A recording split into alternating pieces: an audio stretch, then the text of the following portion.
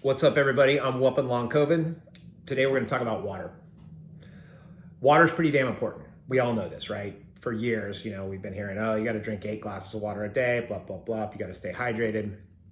Certainly whenever you're battling any type of illness, drinking a lot of water is recommended. It helps kind of flush things through it. It helps reduce inflammation, all kinds of positive benefits. For me, because they removed my sigmoid colon, I've lost my ability to absorb water fast. And I've also diminished my capacity to drink volumes of water. So for me, it's even more important. So I spend a lot of time thinking about water. Now, one of the things I've noticed is that water varies radically in terms of the levels of quality. And just to provide a little bit of background, your brain is smart enough to tell you, hey, look, you're thirsty. You should have some water. And the thirstier you become, the louder that voice becomes in your head. Like, hey, you're really thirsty. Hey, you're thirsty. Go get some water. Now, the thing about it is those neurological pathways were formed through 50,000 years of tribal living. We're living in caves. And we didn't have Brita water pitchers back then and water filters. You're just going out to the stream and you're drinking water out of the stream or the lake or whatever's local. And in that water is more than just H2O. There are minerals, there are salts, there are other things that your body needs that was historically in that water. And so your brain, just to make it easier on you, it's not if you need salt or if you need magnesium or if you need potassium, your brain's not saying, hey, you need to go score some potassium. It's just telling you, go drink water. Because we have these neural pathways that know that if you drink water, the odds that there's these other things that you might need as well. And sometimes you do need hydration. Sometimes you need these other things. And this is why, like sometimes if you're thirsty and you stop by 7-Eleven and you run in and you grab a bottle of Dasani or whatever, and you go out and you pound the whole bottle, and at the end of it, you're still thirsty, it's because probably what you needed was not necessarily just water, you needed salt or something else. And with processed water, they're running it through a filter and they're taking every single thing out of that water other than just H2O. And so you're gonna get the hydration benefits, but you're not gonna get these other benefits of stuff that you need. Tap water is also filtered. So they're pulling out a lot of those solids that potentially are things that are useful. And then they're adding in chemicals like chlorine, for example, or fluoride to help kill the bad things. And so one of the reasons why we filter water is there's things in there that are helpful to the body, like salt, and there are things that are hurtful, like giardia. And so it's easier to just say, let's get rid of everything, but then we lose the ability to have access to that stuff. And so we'll need to make up for it. If you're living on tap water, you can do that. But then you're probably going to need to supplement with magnesium and salts and other type of supplements to fill in those things. I hate to use the word electrolyte because it's been overdone. Idiocracy probably did the best job of all of poking fun at that. So I don't want to use that. But let's just call it other shit in water that is good for your body to have. For a lot of natural groundwater sources, those are tainted. With microplastics and chemicals and other things that have leached into that water supply, which is where a lot of the municipal water comes from. And so, which is why we filter it. So your options today are, you're buying your filter water. Okay, great. Not much in it other than water. You drink your tap water. That's going to be a function of wherever your local water supply is. Like New York City, believe it or not, actually has pretty damn good tap water because it's coming down through some natural aquifers, whereas LA tap water tastes horrible. The third option, and by far the best option, is if you can find a natural aquifer, a deep depth aquifer that's got natural water, that's kind of untouched by microplastics, but it still has kind of the nature of the rocks. And so imagine like the glacier's coming down a granite wall, and it's grinding down the granite as it comes, and then those little particles are flushing down, and they're ending up in some aquifer, and then we drink it, and you're bringing in magnesium, potassium, whatever. And so those are the best. The problem is unless you're lucky enough to have one of those in your backyard, you got to go get it. And so the best resource that I found for locating deep well aquifers is called Find a Spring. I think it's findaspring.com, but it might be .org. But it's Find a Spring. If you Google Find a Spring, it'll tell you, and it's global, it's worldwide. And you can kind of type in a location and it'll tell you what the closest thing is. So I live on the East Coast, but I spent the first 50 plus years of my life in Southern California. And for me, because I've always kind of been a bit of a water geek, I would drive down to Carlsbad to go to a deep aquifer source there, and I would fill up bottles of water and I would take it home. Now, the storage side of it is important. Glass is obviously the best. You can store in cardboard, you can store in plastic, but then water is a universal solvent.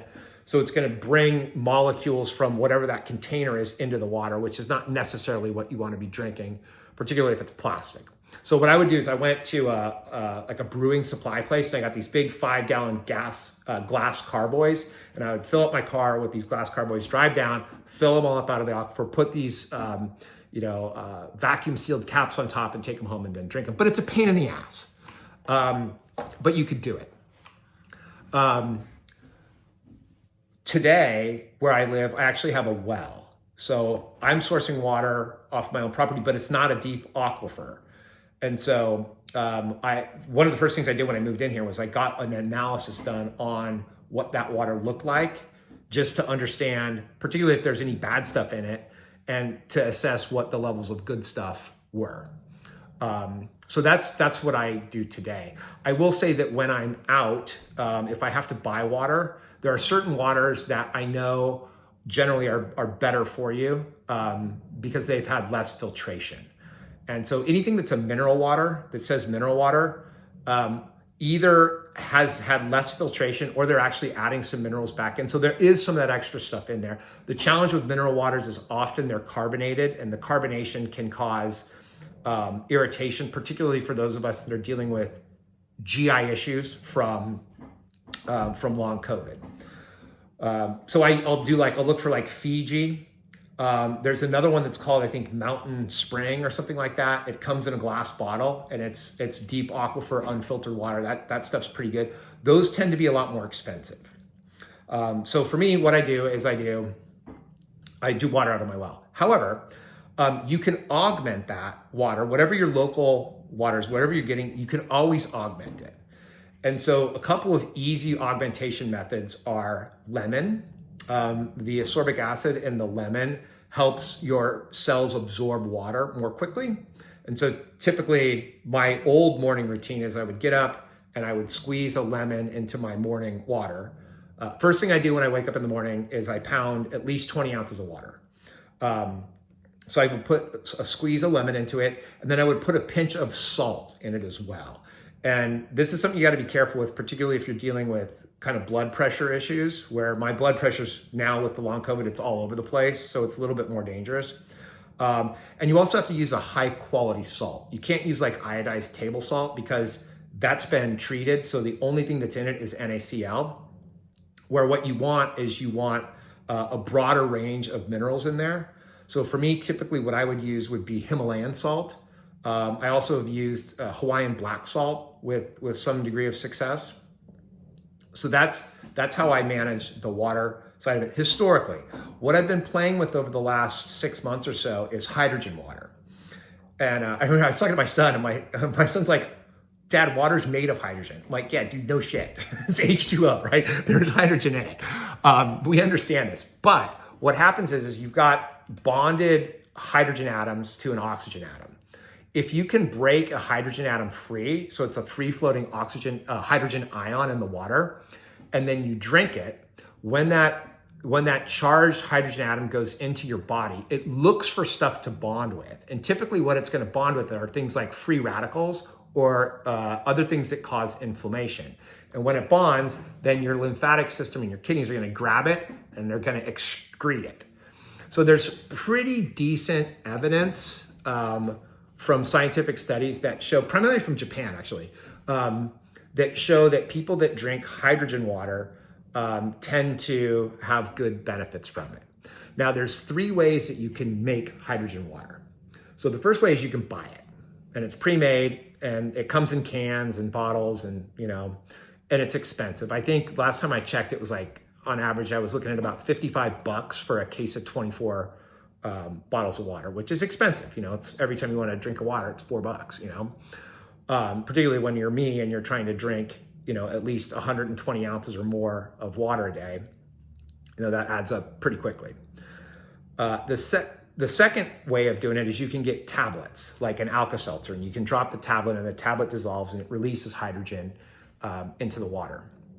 Those are decent, and there's some real big pros about using those. Primarily is you can travel with them. You can put something in your pocket, and then if you're out somewhere and you're thirsty, you go buy the local filtered bottled water, you throw your hydrogen capsule in it, you wait a few minutes for the thing to dissolve and release hydrogen, and then you're good to go. The downside is then you're carrying around capsules all day long and you gotta wait a little bit. And then the third mechanism is there are containers that you can get, and you can get the things that look like a Yeti mug or a Stanley mug, and in the bottom there's a device that creates a chemical reaction.